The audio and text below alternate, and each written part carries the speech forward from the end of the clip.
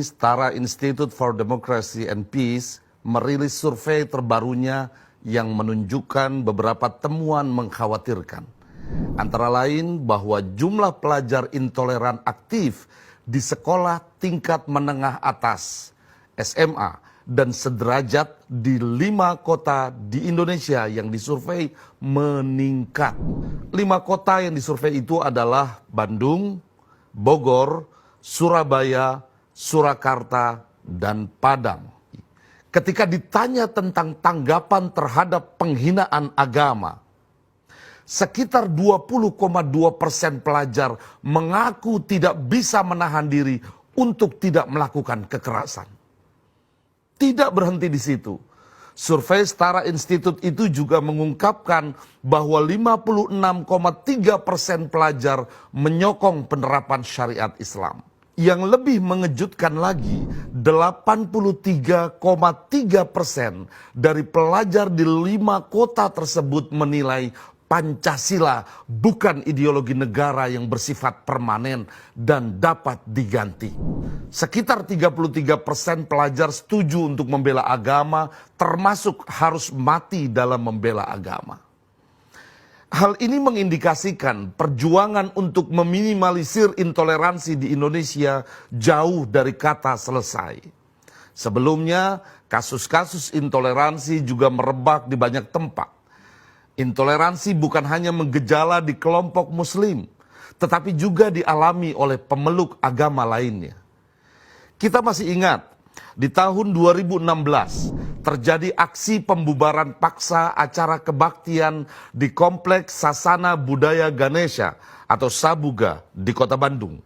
Kemudian sehari setelahnya ada penurunan paksa baliho Universitas Kristen Duta Wacana Yogyakarta karena menampilkan sosok mahasiswi berjilbab pada iklan penerimaan mahasiswa baru kampus itu. Selang 3 hari setelah insiden tersebut, 9 warga Muslim yang datang ke Kupang, Nusa Tenggara Timur untuk mengikuti acara keagamaan di Atambua, Belu, diusir oleh sekelompok orang yang mengatasnamakan Brigade Meo Timor. Intoleransi dan konservatisme bukan hanya terjadi pada anak muda dan pelajar saja.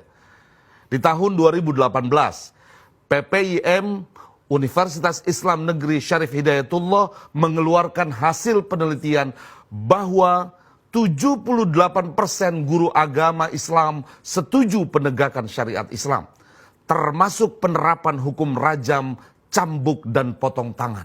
Sementara dalam buku ajaran agama Islam sempat ditemukan muatan yang mengandung intoleransi dan bernuansa kekerasan.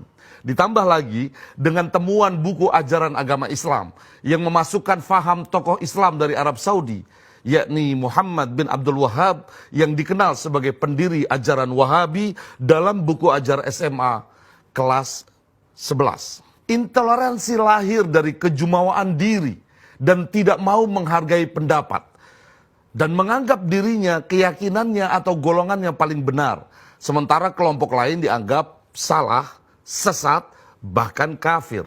Intoleransi adalah buah dari kesombongan dan ketidakpedulian dengan eksistensi orang lain, bahkan dianggap sebagai gangguan atas keyakinan dirinya.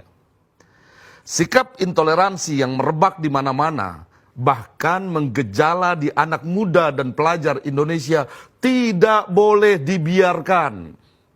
Setiap orang yang hidup di negara Indonesia harus dijamin keamanannya dan terbebas dari rasa takut atas gangguan orang yang berbeda keyakinan.